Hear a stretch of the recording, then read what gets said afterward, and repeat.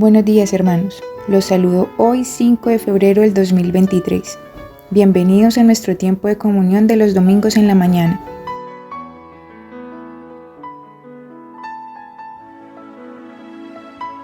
Porque si siendo enemigos fuimos reconciliados con Dios por la muerte de su Hijo, mucho más estando reconciliados seremos salvos por su vida. Romanos 5:10.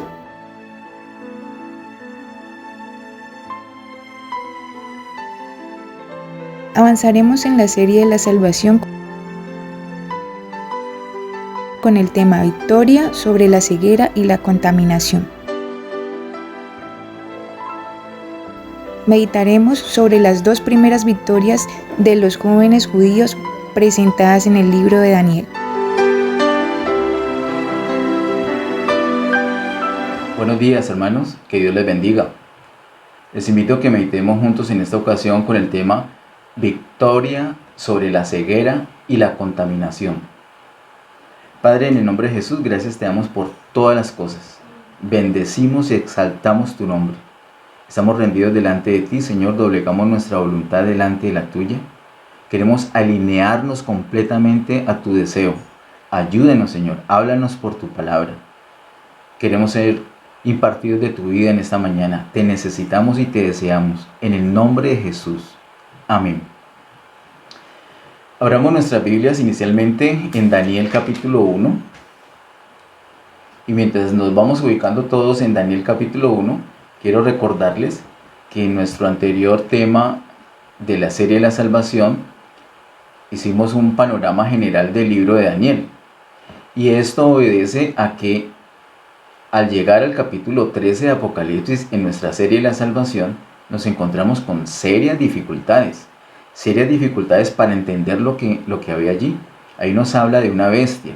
Sabemos, ya algo hemos aprendido, sabemos que se trata del anticristo, pero luego menciona unas cosas muy extrañas, hasta el momento de hoy, lo confesamos así, que no logramos entender, pero el Señor nos da una esperanza y nos da una salida cuando en Mateo capítulo 24 refiere al profeta Daniel y además dice, el que lee entienda. Por lo tanto, nos corresponde a nosotros hacerle caso al Señor y leer en Daniel. Nos toca mirar qué dice la palabra de Dios precisamente en este precioso libro profético de Daniel.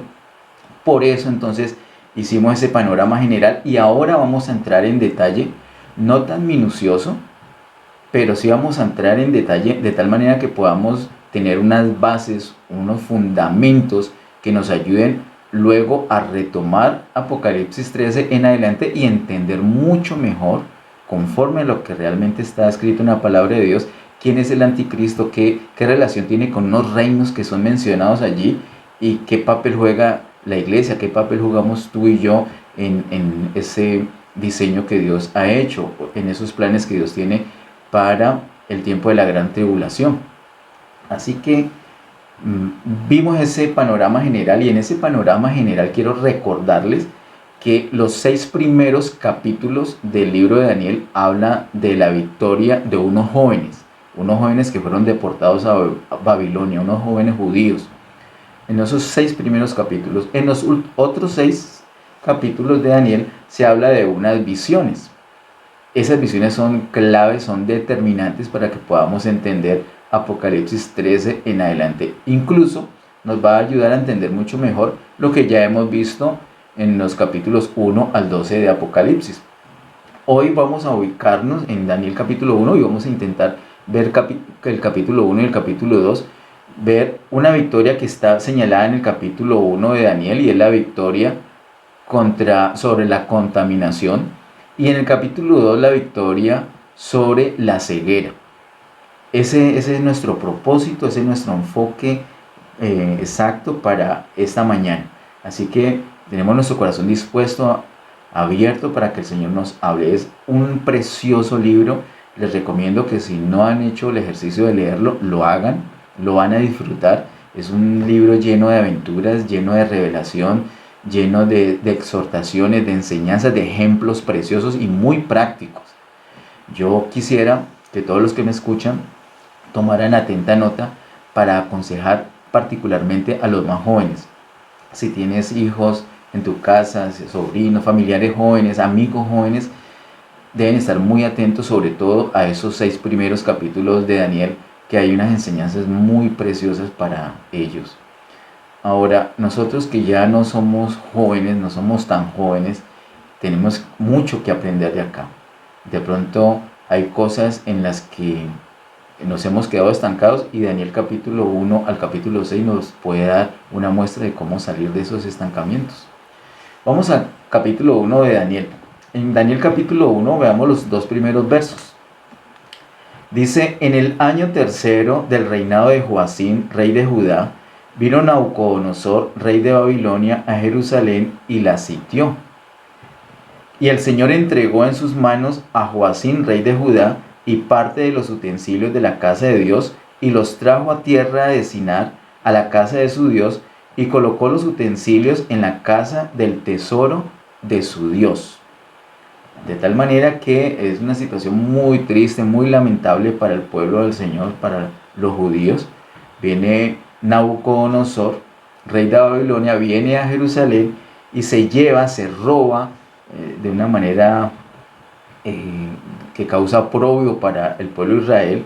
Se lleva no solamente unos utensilios de la casa de Dios, esto indica que son unos vasos, unos utensilios sagrados de Dios, y también se lleva unas personas. Dice, entregó en sus manos a Joacim, rey de Judá, verso 2, y parte de los utensilios de la casa de Dios, y los trajo a tierra de Sinar, a casa de su Dios, y colocó los utensilios en la casa del tesoro de su Dios. El hecho que Nabucodonosor, rey de Babilonia, ahorita vamos a hablar un poquito de esto de Babilonia para que miremos todo el peso que tienen esos 2 versículos. El hecho que Nabucodonosor haya hecho esto es una derrota terrible para el pueblo de Dios. Vienen, los invaden, los llevan prisioneros, los llevan deportados a un país lleno de idolatría. Además se lleva unos utensilios sagrados en abominación porque los ponen a servir en la casa, en el templo de un dios pagano. Así que lo propio para el pueblo del Señor era grande, era algo terrible, muy lamentable. Ellos fueron llevados entonces allá. Ahora, ¿por qué fueron llevados allá? Por la misma desconsideración del pueblo hacia las cosas de Dios, por el mismo desinterés, por el enfriamiento espiritual, por la disipación, por la rebeldía del pueblo del Señor. Porque eso no es que Nabucodonosor lo hizo por su propia mano, porque le quiso ganar a Dios o le pudo ganar a Dios, sino que está dentro del propósito del Señor. Lo vimos hace 2 meses y también recordemos el verso 2 dice, y el Señor entregó en sus manos. Fue el Señor que los entregó, como quien dice, vean, Nabucodonosor, le regalo a estas personas y le regalo estos utensilios. El Señor se los entregó, algo muy lamentable. Así que ese es el panorama que nos da esos 2 versículos, panorama para todo el libro de Daniel, panorama para este capítulo 1 también.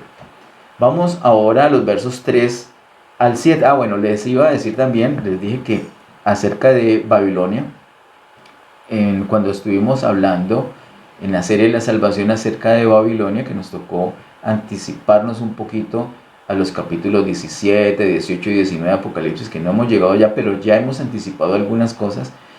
Llegamos también a mencionar que Babilonia tuvo su origen en Babel.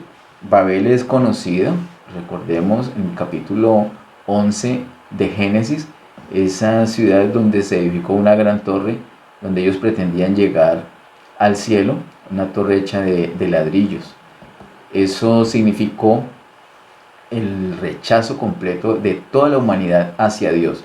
Y Babel, que luego viene a ser Babilonia, es un tipo, y no solamente un tipo, sino es como la mata del paganismo, de la idolatría. De allí precisamente, si nos ubicamos, estamos hablando del capítulo 11 de Génesis, tal vez recordarán que en el capítulo 12 de Génesis vemos, incluso anticipadamente en el 11 también, vemos el llamado que Dios hace de un hombre, con el que empieza una nación, empiezan los hebreos. El primer hebreo fue Abraham. ¿De dónde fue llamado Abraham? Precisamente de aquí, de Babel. Es la misma tierra. Ahora Ellos fueron sacados hace mucho tiempo, en su inicio fue sacado Abraham de allí, y ahora por la desobediencia vuelven acá. Están en una situación terrible porque Babilonia está lleno de idolatría. Babilonia es casi sinónimo de idolatría. Todo lo que se mueve hoy en día, queridos hermanos, y esto es una palabra fuerte que a muchos que están pues en la religión tradicional no les gusta, pero es la verdad de la Biblia.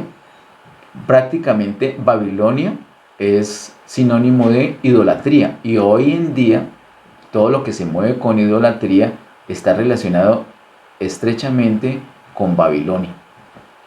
Dice los versículos 3 al 7. Y dijo el rey a Aspenaz, jefe de sus eunucos, que trajese de los hijos de Israel, del linaje real de los príncipes, muchachos en quienes no hubiese tacha alguna, de buen parecer, enseñados en toda sabiduría, sabios en ciencia y de buen entendimiento, e idóneos para estar en el palacio del rey, y que les enseñase las letras y la lengua de los caldeos. Y les señaló el rey ración para cada día de la provisión de la comida del rey y del vino que él bebía, y que los criase 3 años, para que al fin de ellos se presentasen delante del rey. Entre estos estaban Daniel, Ananías, Misael y Azarías, de los hijos de Judá. A estos el jefe de los eunucos puso nombres. Puso a Daniel Belsasar, a Ananías Sadrac, y a Misael Mesac, y a Azarías Abed-nego. Esos son los nombres que le pusieron, nombres babilónicos. Cambiaron sus nombres judíos por nombres babilónicos, los rebautizaron prácticamente.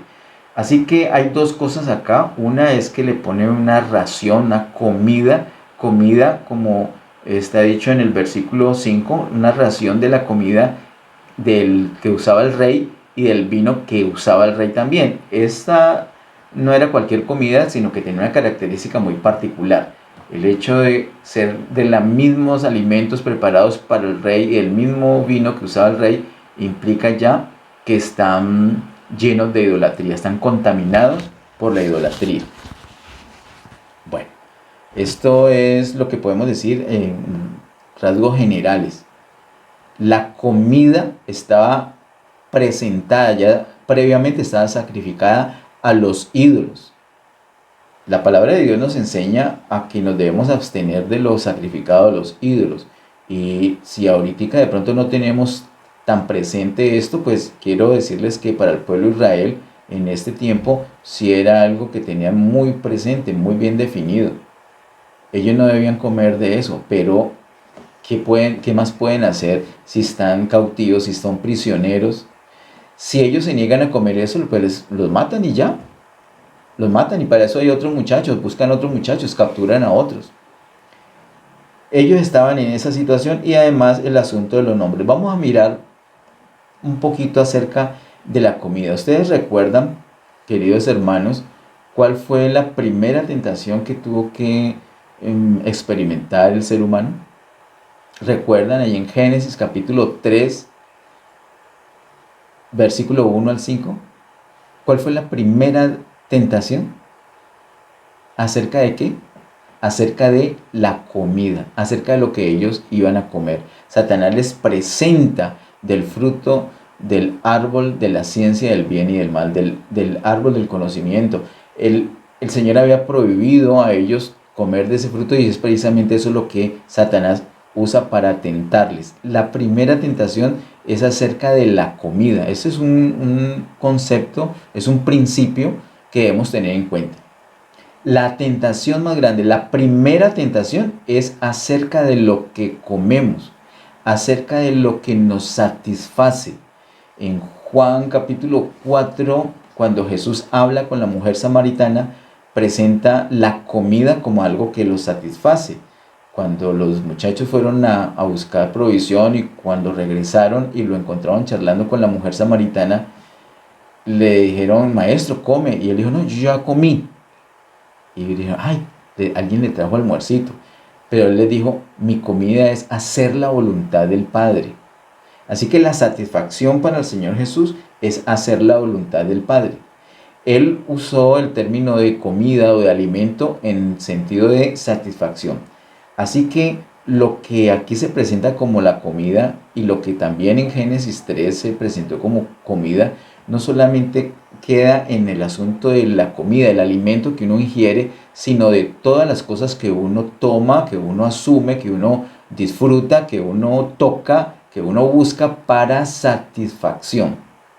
No solamente entonces va a ser comida, va a ser la ropa, va a ser una moda, va a ser un viaje, va a ser un deporte, un hobby, música, cine, algunos tipos de diversión, etc.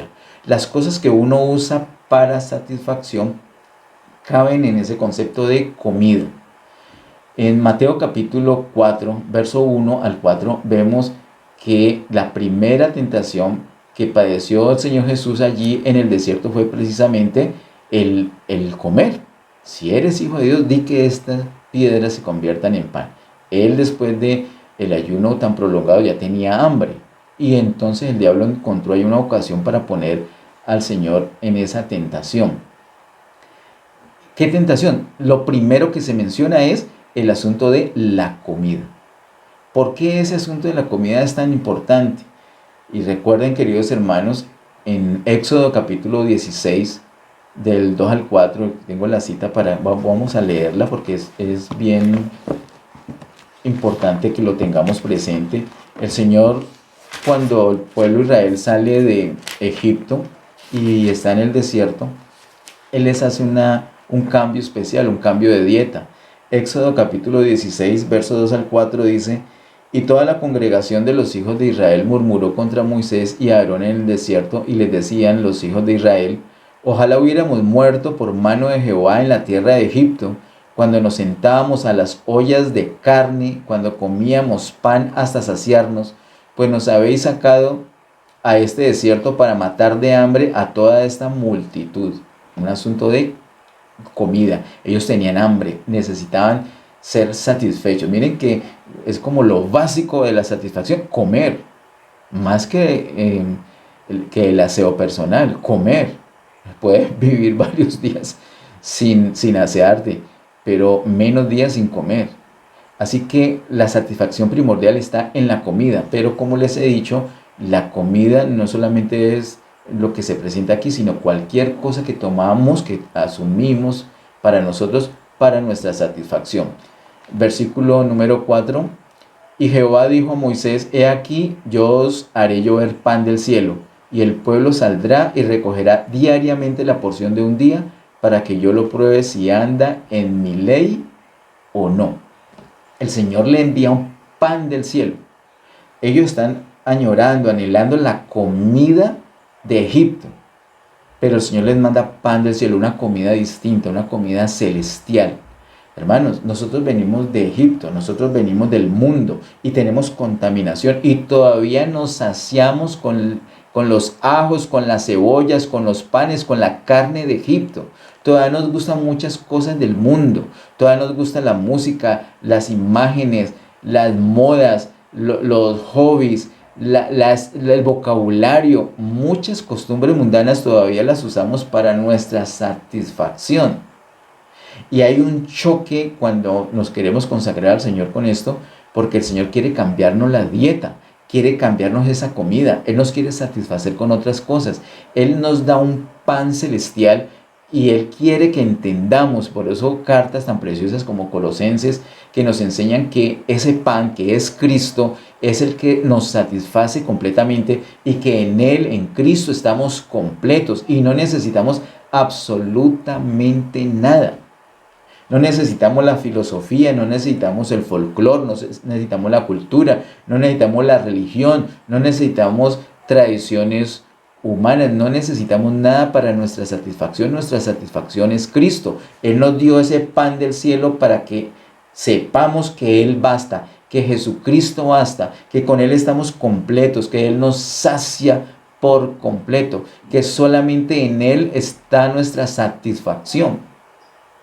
Ahora, Estos, volviendo a nuestro pasaje de hoy, a Daniel capítulo 1, nos hemos dado cuenta pues que Nabucodonosor llevó varios prisioneros, llevó varios judíos deportados a Babilonia, entre ellos esos jovencitos, y les fijaron una ración. ¿Para qué?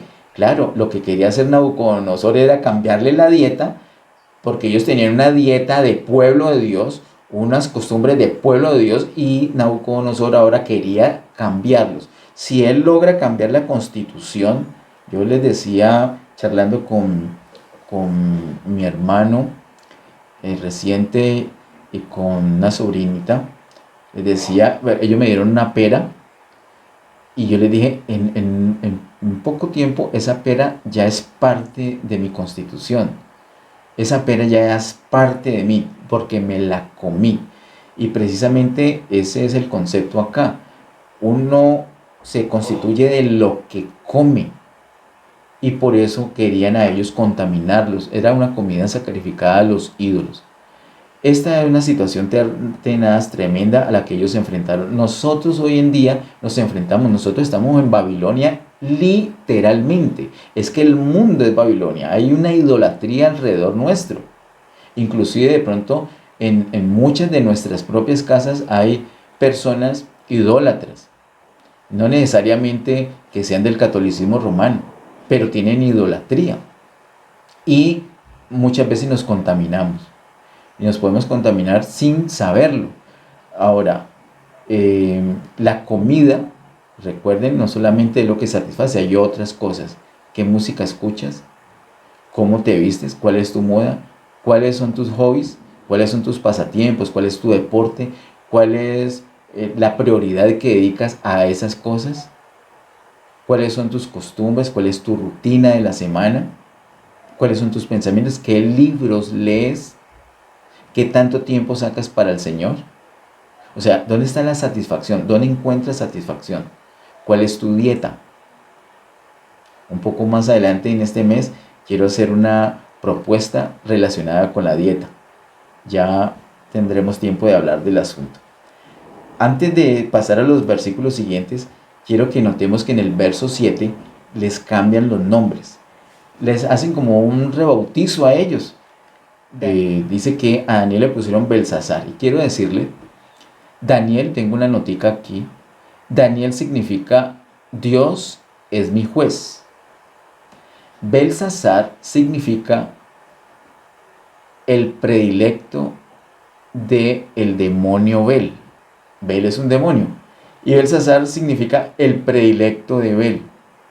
Muy distinto. Daniel significa Dios es mi juez. Se lo cambiaron por Belsasar, que significa el predilecto del demonio Bel. Un nombre completamente mundano. ¿Para qué Nabucodonosor no solamente quiere cambiarles a ellos la dieta, sino también los nombres? Los quiere absorber. El mundo es una corriente que los quiere absorber. Los jóvenes, por favor, por eso es tan importante que los jóvenes vean, estudien, ojalá estén atentos a las prédicas de Daniel capítulo 1 al capítulo 6 particularmente. Hay muchas cosas con las que el mundo los quiere arrastrar con el mismo vocabulario. Es lamentable con la que escucho hablar, con el vocabulario con el que escucho hablar a tantos jóvenes hoy en día. Es lamentable. Ese cambio de nombres, uno pensaría, no, eso es solamente cambio de palabras, tiene mucho que ver, es una contaminación. Mira, a Ananías le pusieron otro nombre, es el verso 7. A Ananías le pusieron Sadrac. ¿Qué quiere decir Ananías? Ananías significa favorecido de Jehová. ¿Y qué quiere decir Sadrac? Sadrac significa iluminado por el Dios del sol. ¡Qué diferencia! A Misael le pusieron Mesac. ¿Qué quiere decir Misael? Misael, igual que Miguel, significa ¿quién es como Dios? Y le pusieron Mesac, que significa ¿quién puede ser como la diosa Sac? Horrible. A Azarías le pusieron Abednego. ¿Qué quiere decir Azarías? Azarías significa Jehová ha ayudado. Y Abednego significa el fiel siervo de Nego, dios del fuego. Son nombres completamente mundanos, nombres completamente diabólicos. Es que mundano y diabólico, recordemos, lo vimos el año pasado con 1 de Juan, es la misma cosa. Porque todo el mundo está bajo el poder de Satanás. Aquí está el pueblo de Dios en medio de Babilonia, tal como tú y yo. Pueblo de Dios en medio del mundo. Y nos quieren cambiar la dieta, nos quieren cambiar las costumbres. El mundo es una corriente que nos quiere arrastrar. Y no empieza directamente con negación de Dios o con cosas bruscas, sino con algo que nos va a satisfacer, con cosas atractivas que nos llaman la atención, en las que podemos encontrar cierta satisfacción, pero contaminación. ¿Cómo lo enfrentaron? Miremos lo que nos dice los versos siguientes. Vamos a Daniel capítulo 1, verso 8 al 13, dice: y Daniel propuso en su corazón no contaminarse con la porción de la comida del rey, ni con el vino que él bebía. Pidió por tanto al jefe de los eunucos que no se le obligase a contaminarse. Mira, Daniel no se fue por las ramas, no se fue diciendo, ay no, pues que el sabor no me gusta. No, no es que no le guste, es que es una contaminación. Llamó las cosas por su nombre. Mira, si estás en una reunión y te ofrecen una bebida y tienes paz para tomarte esa bebida, si estás en comunión con Dios y el Señor te autoriza a tomarte esa bebida, tómate y disfruta esa bebida. Si te sientes incómodo, no digas, no, es que estoy tomando un medicamento. Di la verdad, di la verdad. Me siento incómodo tomando esa bebida, no la voy a tomar. Y si te preguntan por qué, entonces vas a tener oportunidad de hablar del Señor. ¿Tienes temor a que te digan religioso? Pues mira, Daniel no tuvo temor a que le mocharan la cabeza. Mira, Daniel propuso en su corazón no contaminarse con la porción de la comida del rey. Yo oro para que el Señor nos dé el coraje, para que seamos radicales, que nos dé la entereza, que nos llene de Él, que seamos valientes y no cobardes, para proponer en nuestro corazón no contaminarnos con absolutamente nada del mundo. Eso propuso Daniel. Y no solamente fue un propósito, sino que lo llevó a la acción. ¿Cómo lo llevó a la acción? Le pidió, por tanto al jefe de los eunucos que no le obligase a contaminarse. Le dijo, no nos obligue a contaminarnos. Él no le dijo, no nos obliga a comer eso. No nos obliga a contaminarnos. Habló con propiedad. Cada cosa con su nombre. Verso 9. ¿Qué hizo Dios? Dios lo respaldó. No lo dejó solo. Y puso Dios a Daniel en gracia y en buena voluntad con el jefe de los eunucos. Y dijo el jefe de los eunucos a Daniel, temo a mi señor el rey, que señaló vuestra comida y vuestra bebida, pues luego que él vea vuestros rostros más pálidos que los muchachos que son semejantes a vosotros, condenaréis para con el rey mi cabeza.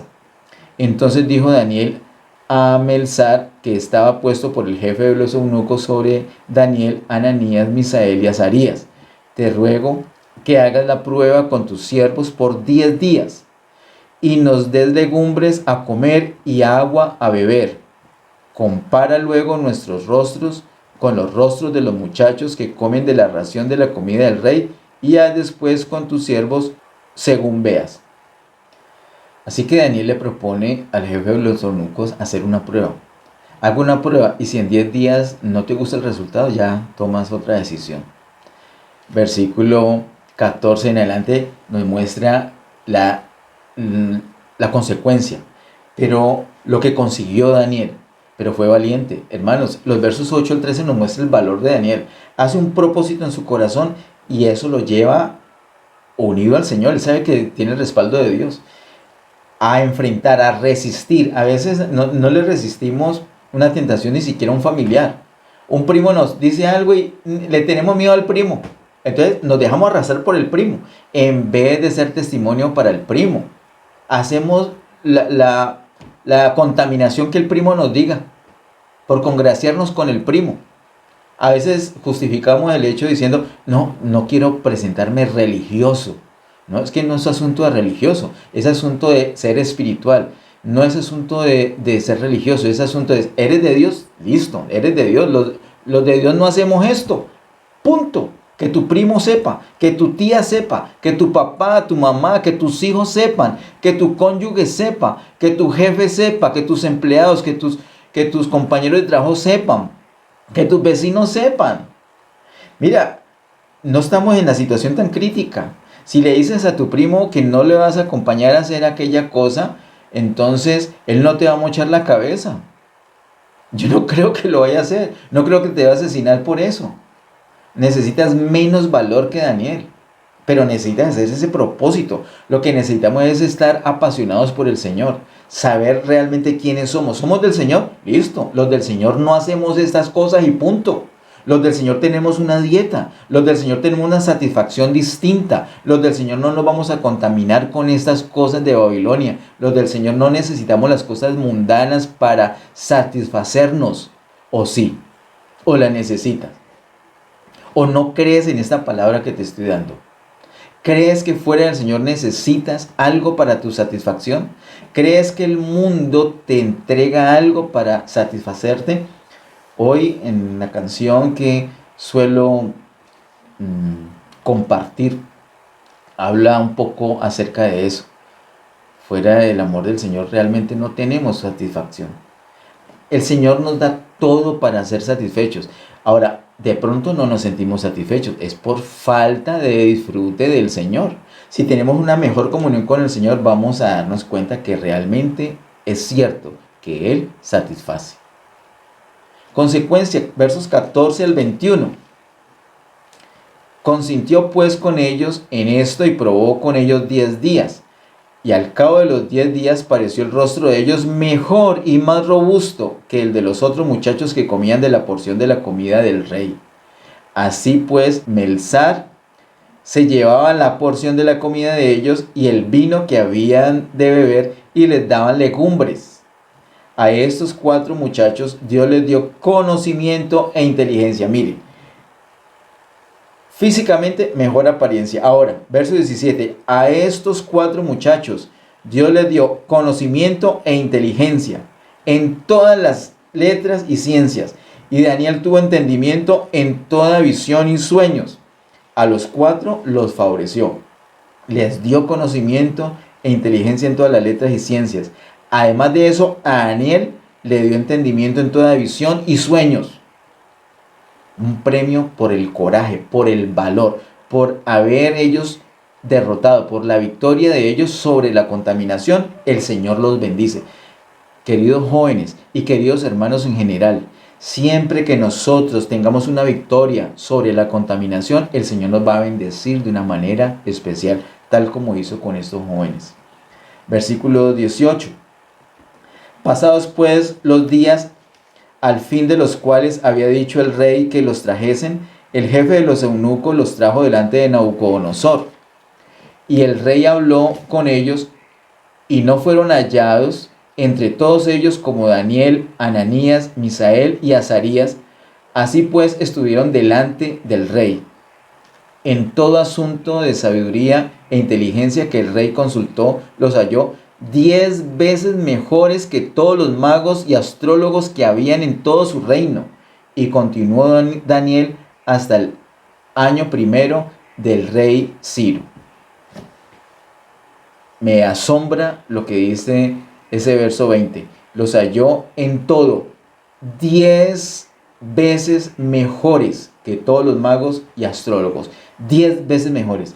La victoria sobre la contaminación hace que tú seas 10 veces mejor que tus colegas, que las demás personas que te están queriendo arrastrar. 10 veces mejor. Y eso no para que te llenes de soberbia, para que le des gloria a Dios y ejemplo a ellos mismos. 10 veces mejor. Ese es el favor de Dios sobre las personas que tienen victoria sobre la contaminación. Dice el verso 21, y continuó Daniel hasta el año primero del rey Ciro. Pero ¿cómo así? ¿No era Nabucodonosor el rey? Miremos un momentico, por favor, en el capítulo 6. Adelantémonos un poquito al capítulo 6.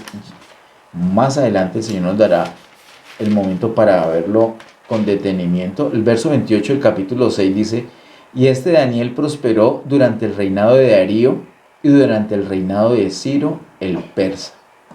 Es decir, no solamente estuvo con Nabucodonosor, sino también con Darío y también con Ciro, y siempre prosperando. No solamente lo bendijo, como es mencionado en el capítulo 1 explícitamente, sino que también le dio larga vida para disfrutar, siendo una bendición para su pueblo y siendo luz ahí en medio de tantas tinieblas. Esa es la victoria sobre la contaminación. Quiero que veamos el capítulo 2. Yo sé que hemos avanzado bastante el tiempo, hemos tenido unas dificultades técnicas hoy al inicio. Y quiero alentarlos, en el capítulo 2 hay una victoria sobre la ceguera y quiero que lo veamos, solamente el aspecto de la victoria de la ceguera. Hay una revelación muy importante del sueño de Nabucodonosor acá, que me anticipo diciéndoles, queridos hermanos, esa visión rige todo el capítulo, todo el libro de Daniel. De hecho, todo el propósito de Dios. Así de tremendo es este capítulo 2. Hoy no vamos a detenernos en el asunto de la visión. En el asunto de la visión necesariamente vamos a tener que sacar un domingo aparte, solamente para centrarnos en qué significa ese sueño, en qué es ese sueño, qué tiene que ver con nosotros. Pero hoy vamos a mirar el asunto de la victoria de estos jóvenes sobre la ceguera. En el capítulo 2 de Daniel, verso 1 al 13 dice: En el segundo año del reinado de Nabucodonosor, tuvo Nabucodonosor sueños y se perturbó su espíritu y se le fue el sueño. Hizo llamar el rey a magos, astrólogos, encantadores y caldeos para que le explicasen sus sueños. Vinieron pues y se presentaron delante del rey.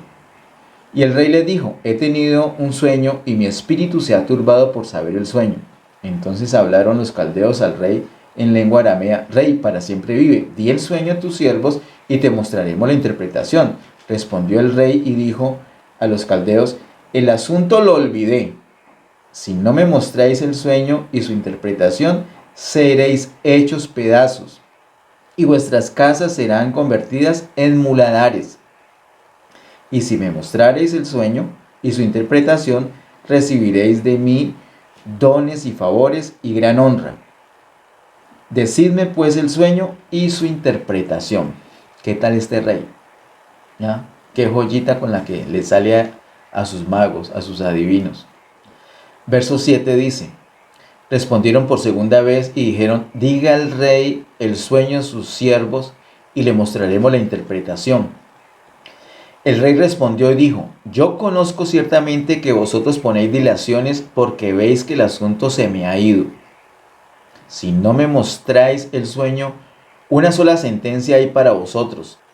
Ciertamente preparáis respuesta mentirosa y perversa que decir delante de mí, entre tanto que pasa el tiempo.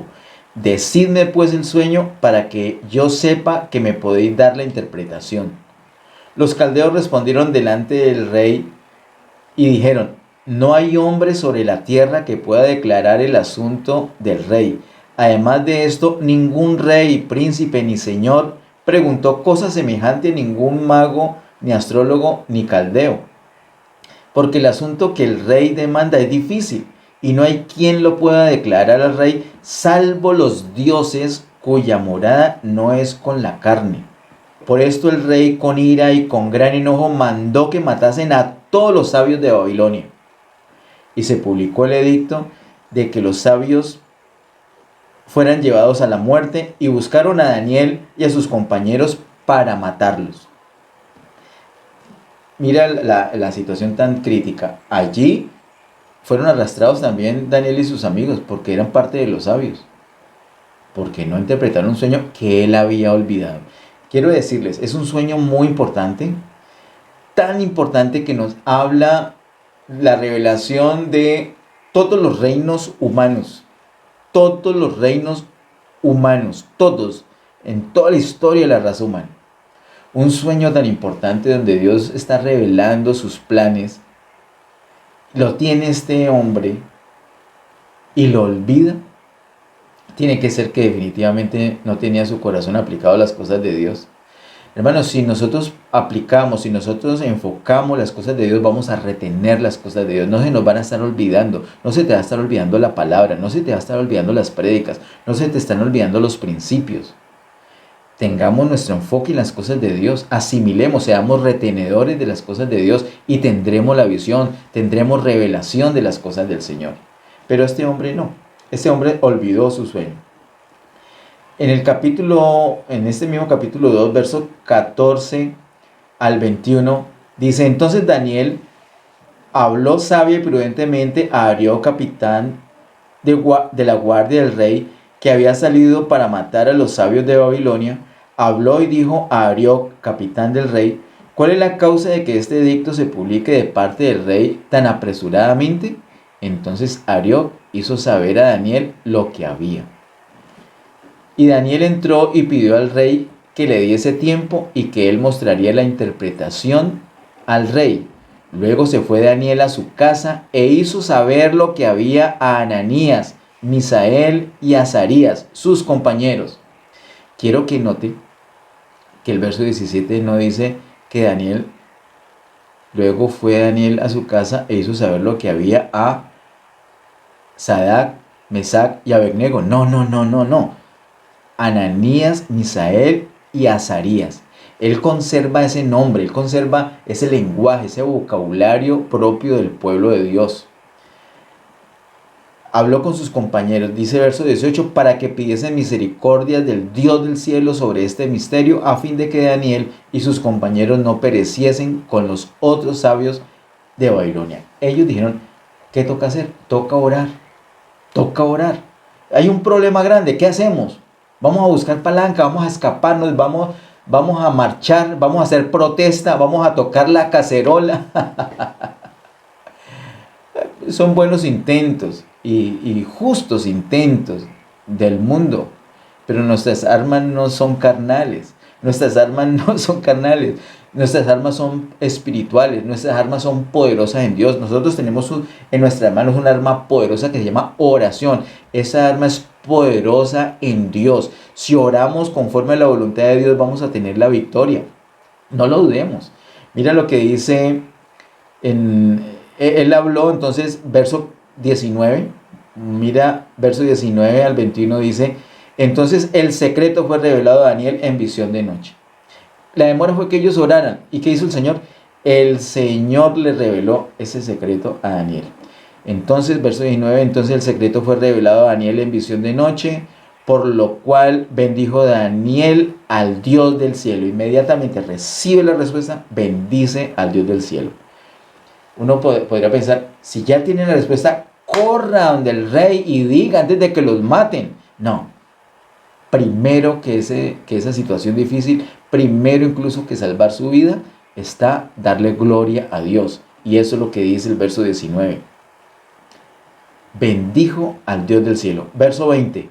Y Daniel habló y dijo: sea bendito, sigue alabando al Señor, sea bendito el nombre de Dios de siglos en siglos, porque suyos son el poder y la sabiduría. Él muda los tiempos y las edades, quita reyes y pone reyes, da la sabiduría a los sabios y la ciencia a los entendidos.